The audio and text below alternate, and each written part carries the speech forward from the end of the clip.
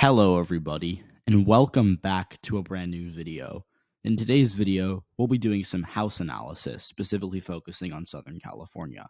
So back in July and August, I was doing a bit of a series where I would do individual House seats, and that didn't pan out because I realized I didn't have enough time to do all those seats, and they also weren't getting enough views. So I figured I would kind of lump them into areas. So we'll be doing a New England review, we'll be doing a Great Lakes review, more specifically, and I think Southern California is a good place to start as we get in these final 4 weeks. Again, we only have, I want to say, 26 days until the election, so there's a lot to unpack here. But let's take a look at Southern California because this is going to be really interesting to watch. I think it's going to be, an area where there will be a lot of question marks for how well the Democrats do. Because look, historically, Southern California has been very friendly to Republicans in congressional races. In fact, if you look at the 2016 House map, which I will pull up right now, obviously you have different borders, different districts, but Southern California was very red. You had a lot of Republican incumbents in these areas, and it was ultimately a super competitive area down ballot that, tended to vote Republican. And so in 2018, a lot of those seats kind of fell back to the Democrats. In 2020, it stayed the same, although the Republicans did pick up 2 seats, which we'll be talking about. They're contested again this year. But, even though Republicans had a better than expected year in Southern California in 2020, they're still nowhere close to where they were in 2016 in the early part of the 2010s decade. And so they have a chance to get back to that this year. Again, you can say that's not super likely to happen, and we'll see. I'll talk about it in this video if you don't know yet, but they have a chance to get back to that. And the Democrats, on the flip side, have a chance to get to their 2018 numbers where they held all of these green districts except for one of them. But again, it's interesting because if they, let's say they win all these green districts except for this one, that would get them back to 2018. If they win this seat, which again, they did not win in 2018, but that was because it was a lot more Republican the way it was drawn at the time, they would then in theory have a path to beat their 2018 numbers, which would be very impressive, and it would probably go a long way towards helping them win the House.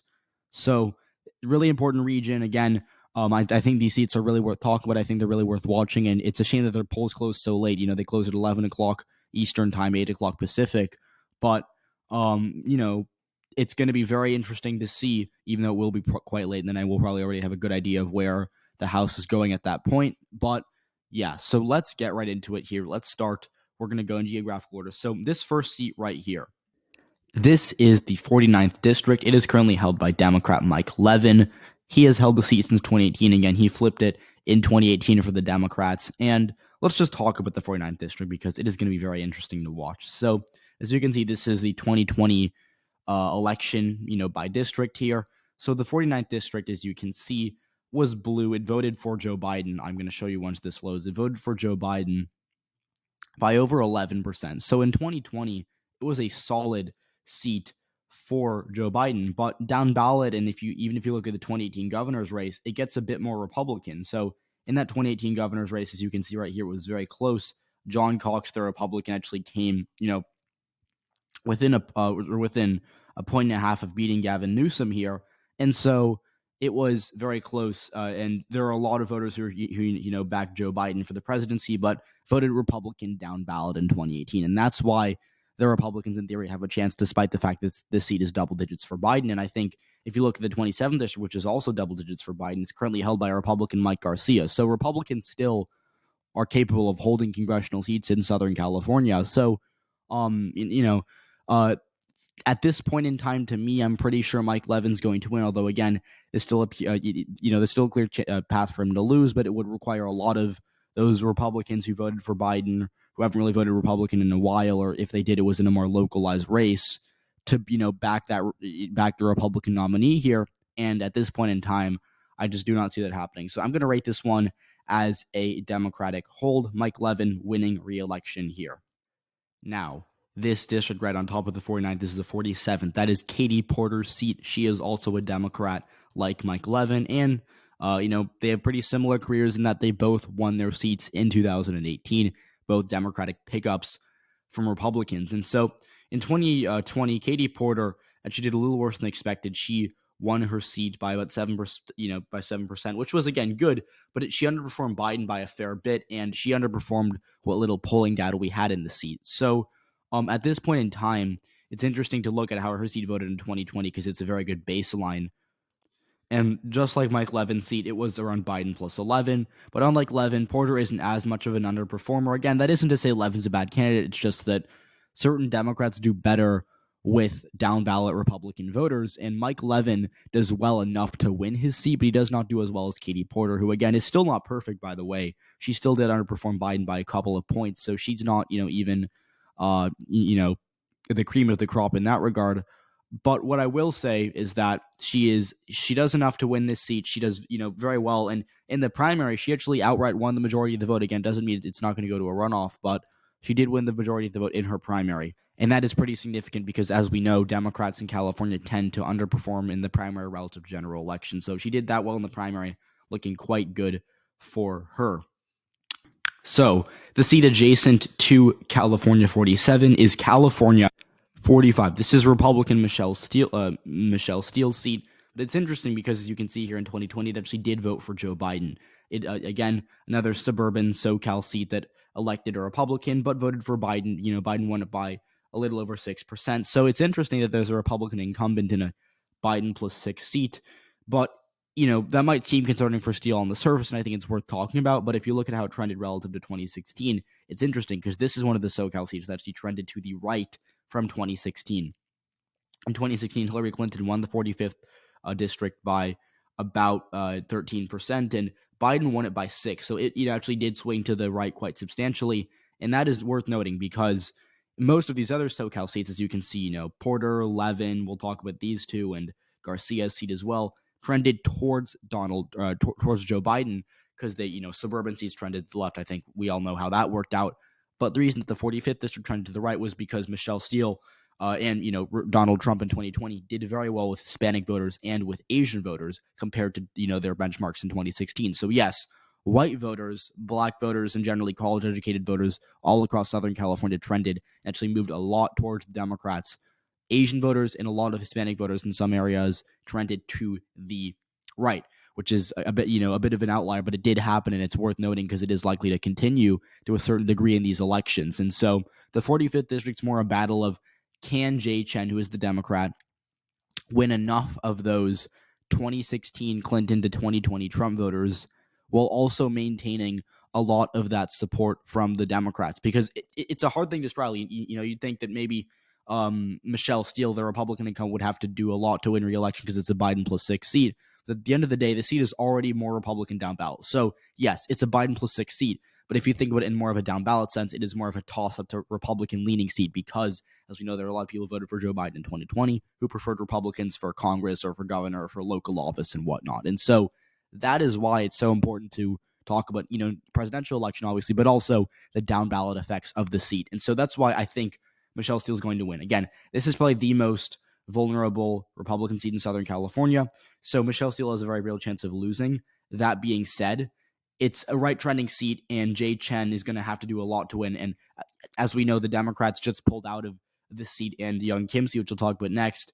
And that's not a good sign because they might be trying to, play a bit of a narrower map. And, maybe they were interested in Jay Chen winning, but it did not look like it was going to come to fruition. So looks like this seat will be staying Republican, although, again, there is a chance it does go blue.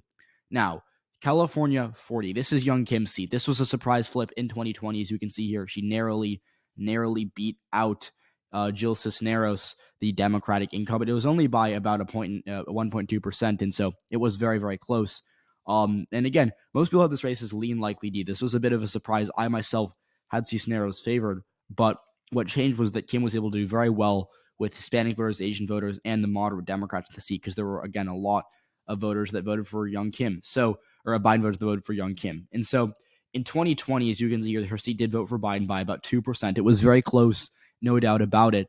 But the Biden plus 2 figure might seem scary in like other regions of the country for a Republican, but it's not scary at all for Young Kim because, yes, Biden plus 2, but it basically every seat in Southern California is 8 to 10% more Republican down ballot than it is, for the presidential level. And so you apply that, it's basically just a super Republican leading seat down ballot. And that's why I think Young Kim's going to not really have a problem winning. Again, Mahmoud is her opponent.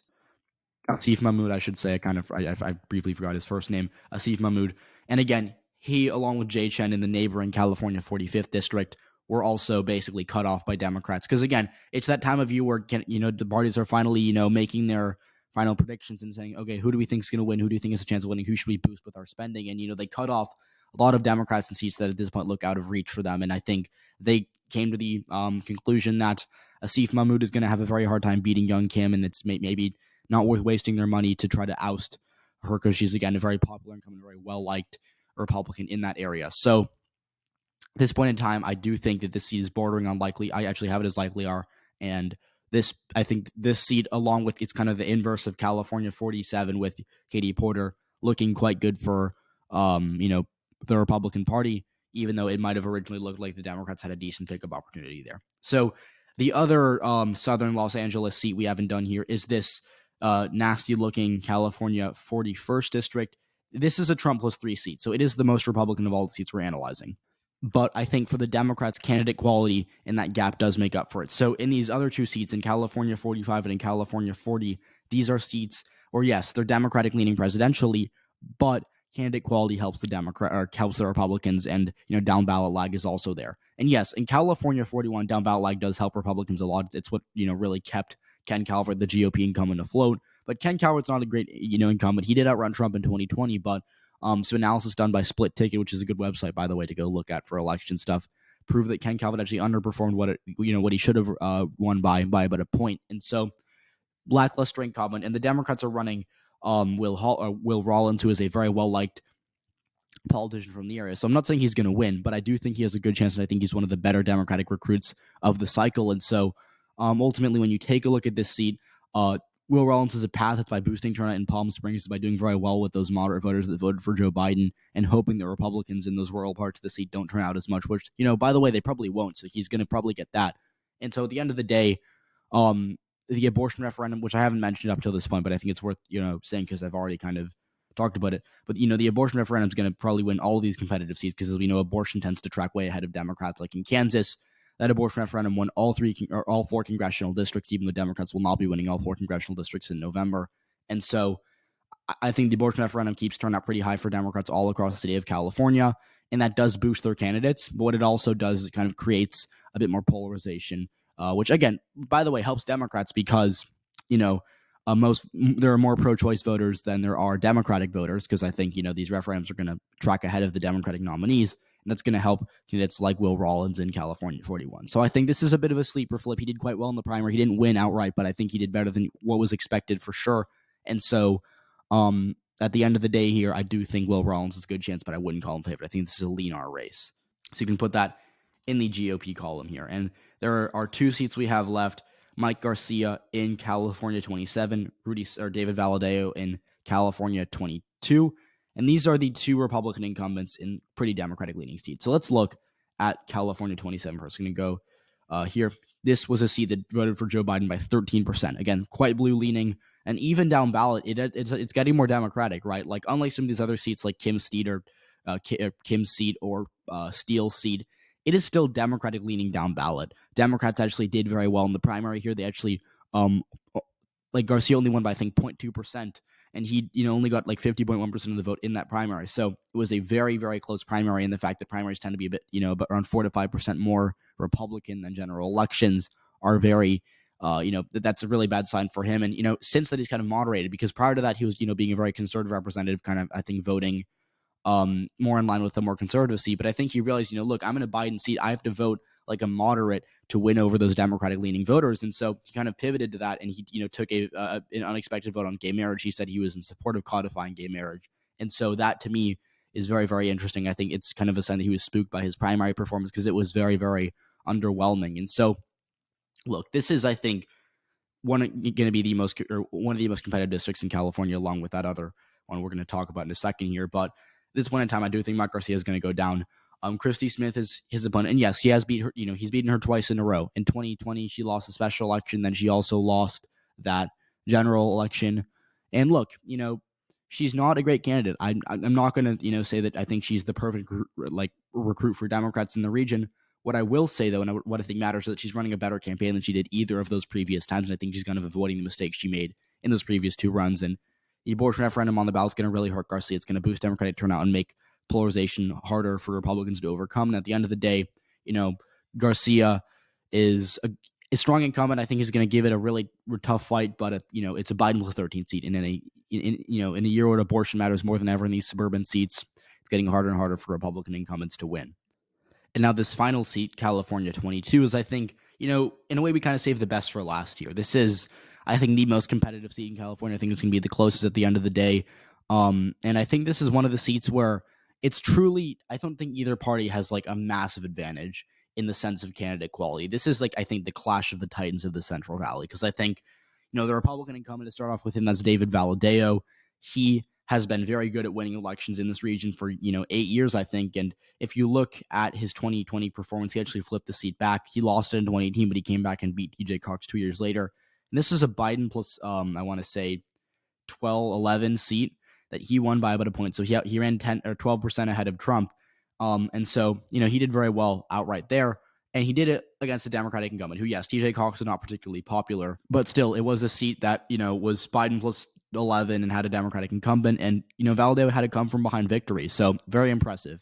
Now, the Democrats, to kind of, try to tackle this electoral beast of a, representative in the Central Valley, are running Rudy Salas, who is a state assemblyman from the area, and he outran Biden by 11 or by 12% in his district. So these are both 12-point overperformers, although again, Salas did in a much smaller state assembly district. So it is very interesting to me that Salas has really not accumulated as much money as I expected him to, because this is from day one, even before things got competitive, this was looking like a prime pick opportunity for Democrats with Rudy Salas. But he has not raised a ton of money, which is hindering his campaign. And yes, he's leading in I think the little public polling we have, but it isn't by convincing margins. So I think Rudy Salas' campaign has been good, but it hasn't been amazing, and I think that really helps Valadao. That being said, the seat got 2% bluer, and with the abortion referendum on the ballot boosting turnout as a share of the electorate compared to 2018, where Valadao already lost in 2018, compiled with the fact that Rudy Salas got almost 46% of the primary vote, I think it's going to narrowly go Democratic. David Valadao is in a good position. I think he's given himself every chance to win possible, but the seat's quite blue-leaning. Rudy Salas is a much better candidate than TJ Cox was, and so at the end of the day, in a midterm like this, I think it does flip to the Democratic Party in this Biden plus 13 Central Valley district. So that is my Southern California analysis. This is basically just every competitive seat in California, because in the north, there are really no competitive seats except for this 9th district, or the 13th district, which again, I don't think is that competitive. But yeah, so that is it. Thank you for watching. I hope you enjoyed. If you did, please leave a like, subscribe to the channel if you haven't already, and I'm going to see you all next one. Bye, guys.